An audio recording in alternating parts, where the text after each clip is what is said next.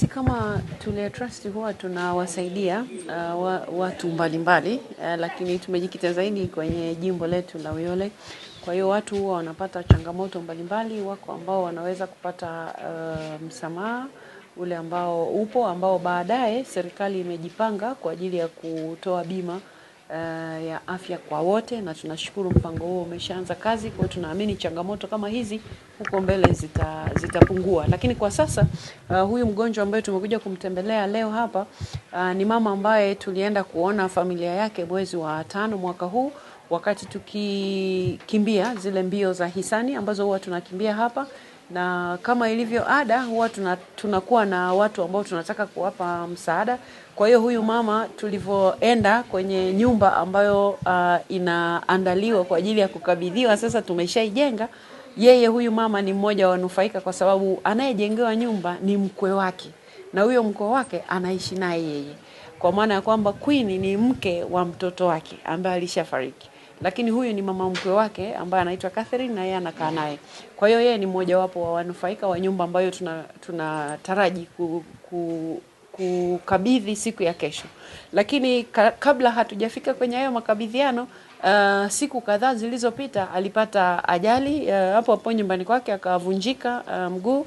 Kwa hiyo baada ya kule kuvunjika ikabidi aletwe hospitali ili apate matibabu.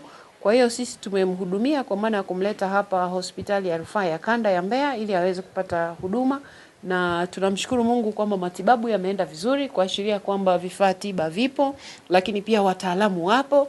Kwa hiyo tunashukuru kwa huduma nzuri ambayo imepatikana hapa. Kwa hiyo nitumie pia fursa hii kuishukuru sana serikali ya awamu ya 6, Mheshimiwa Rais wetu, kwa kazi nzuri ambayo ameifanya hapa kwenye hospitali yetu ya Rufaa ya Kanda, kwa maana ya maboresho ya mambo ambayo yamefanyika hapa. Kwa hiyo tunamshukuru Dr. Samia kwa kazi nzuri. Lakini pamoja na hayo, huyu mama sasa ameshafanywa upasuaji, na siku ya leo anaruhusiwa sasa kutoka hospitali.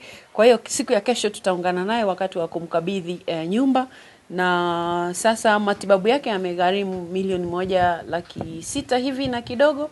Kwa hivyo leo atatoka hospitali na tutakuwa naye, na sisi tumegharimia hayo matibabu na tutagharamia mpaka atakapokuwa ametengemaa afya yake.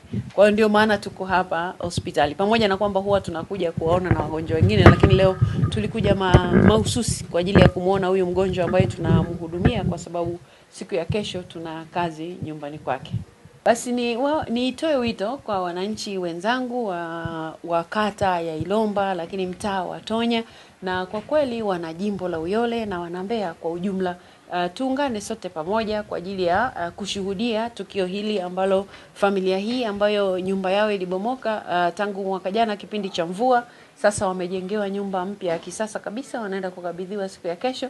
Niwaombe tuungane pale, kwa sababu ukiwepo pale basi unashuhudia, unakuwa tena sio imani, unakuwa umeshaona.